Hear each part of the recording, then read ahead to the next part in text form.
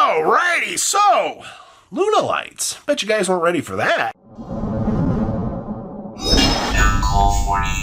Make sure you guys smash the link crap out of that subscribe button so you guys don't miss out on more content. So we got to talk about the Lunalight hype train out here.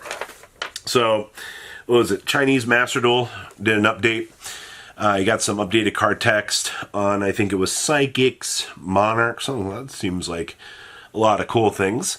And then Lunalights were included on that list of things that recently got updated on the Chinese version. So, which means they're getting ready to print those cards on into the Chinese version of the game. And since we saw Psychics, Monarchs, and all that other cool fancy stuff getting printings out here, a lot of people are being prompted to believe that Lunalights are going to receive some sort of support in Duelist Advance. Well, I mean, if we follow every other pattern that we have had out here, it would make sense because that's just how it is.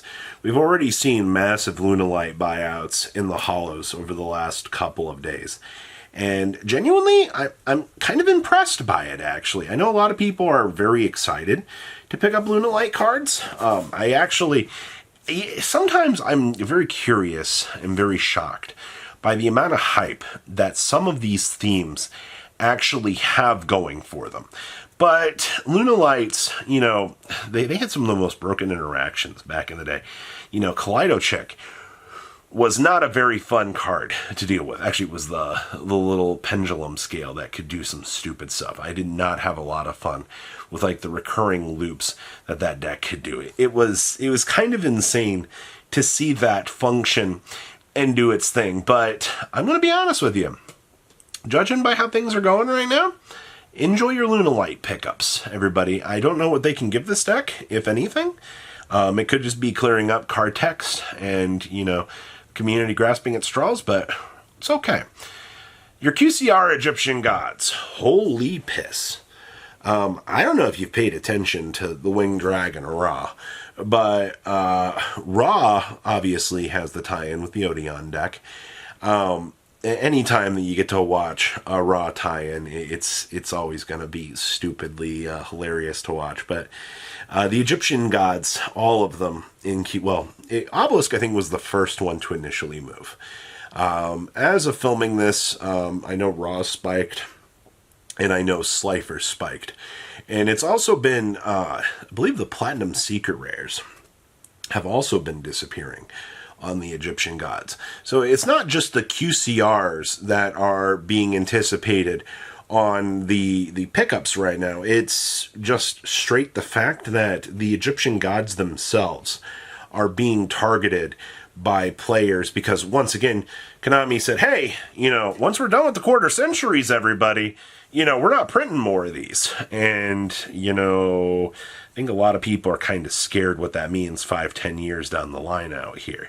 You know, if you're watching these extreme buyouts happening, like while quarter century is still in circulation, you know, imagine 5 years down the line while, you know, this technology has been retired and you're looking to pick up Egyptian Gods for a collection.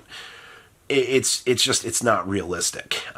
It's going to be very expensive. And I think that's a lot of the thing right now is, you know, there's a lot of FOMO involved with the fear of missing out. People just want to make sure that they have the cards, get them while they're in circulation, or you're going to be in that really, you know, awful position. And I do agree with that, actually. I think that there is 100% something to that. Getting them while they're in circulation is always going to be the greatest thing you can do. White Forest hype. Okay, so for those of you that have not been paying attention to the White Forest stuff, you do know that this deck becomes a very real deck in Alliance Insight. Nobody, and I mean nobody, should be dodging or not understanding that. It's set QCRs. There's 6 on the frickin' market. Roselia is at 11 listings. Silvera is at 11 listings for the QCR. The Tales of the White Forest QCR is at 8 listings. The amount of people out here that are picking up White Forest cards. It impresses me because it's been rising. And then you've got Diabellstar QCRs and Wanted QCRs. Same thing. Those have been rising in price over time as well. And it's not stopping, people. I am almost wondering right now that if we're going to have to wait for the initial, the initial hit on the market out here, let Alliance Insight touchdown. Let people find out that, White Forest is a real deck, but it's not so real that it's going to destroy and shake up things. Well, no, I do think White Forest is going to be a very real deck. It depends on how Konami structures the rest of the format around Alliance Insight, because White Forest, being one of the best decks in the room, is for sure going to be a very real thing. And people still don't know. The current incarnation of the deck is not that hard to understand. It's just players just don't understand how to handle the deck. And that amazes me. It's the same thing with Ritual Beast. People just watch it and they're like, oh, wow, that's so cool. You do all of this craziness. And then it's just like, yeah, I do all these interesting little loops, all these interactions. And then people are just like, and then that's it. Okay. I mean, sure. QCR Feather Duster. So, much like the little craziness that's been going around with things, I've heard, a lot of people have not been very happy with this game. I think a lot of people realized that, how do you say, these games are not the greatest in the world. It's cool that you can relive the nostalgia of these games. Because I'm going to be honest with you, I think it is kind of frickin' sweet that they did reprint all those games, and a lot of games that we never had the chance to play, all onto that. But the QCR Harpie's Feather Duster is a very, very unique thing. Actually, Feather Duster in general, to the history of the game on the TCG side of things, Feather Duster has always been kind of an insane card. There's a reason why it got removed from the game for so long. But, in modern era times, Feather Duster is not really that crazy. We have ways to interact and to get to the Feather Duster, but in terms of it just being an iconic card, now has 3 versions of its art, which is kind of impressive, actually, that, they went through the lengths to, pick those up. I think, as of filming this, I think the Feather Dusters are down to $45 a copy, depending on whichever one that you want to have. All intents and purposes, I don't think 45 is a bad price point to get one. You just have to understand that there's a lot of printing errors on them.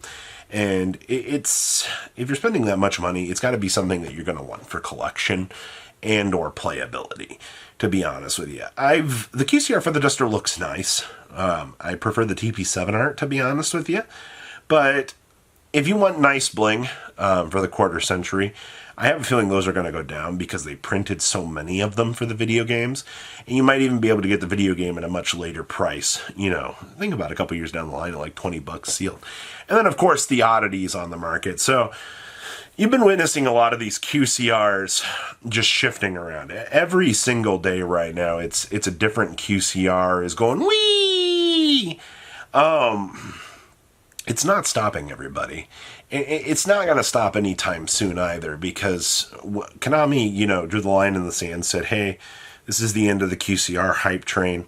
Everybody is, FOMOing, honestly. There's been a lot of fear of missing out on a lot of things. I do think that, obviously, the 5-10 year, scarcity of Yu-Gi-Oh! A lot of those, believe it or not, a lot of the collector's market is a very deep and dark thing in this game. You do miss out on certain things, and, you'll notice a lot of things just suddenly are worth a lot of money. The QCR train right now is a very big example of that.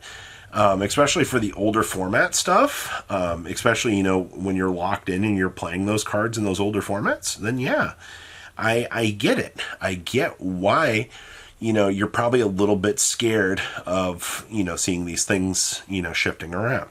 That's why I always say if there's something you want, especially with Stampede coming around out here, lock in early, get it at a price point you're comfortable with. You're a consumer. You have to know how much money you're willing to spend on things, within your budget.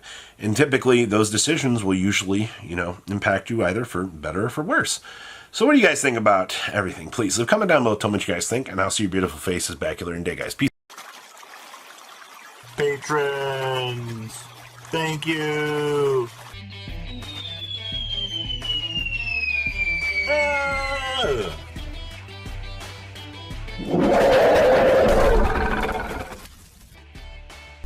Thank you so much for watching. Check out these other videos.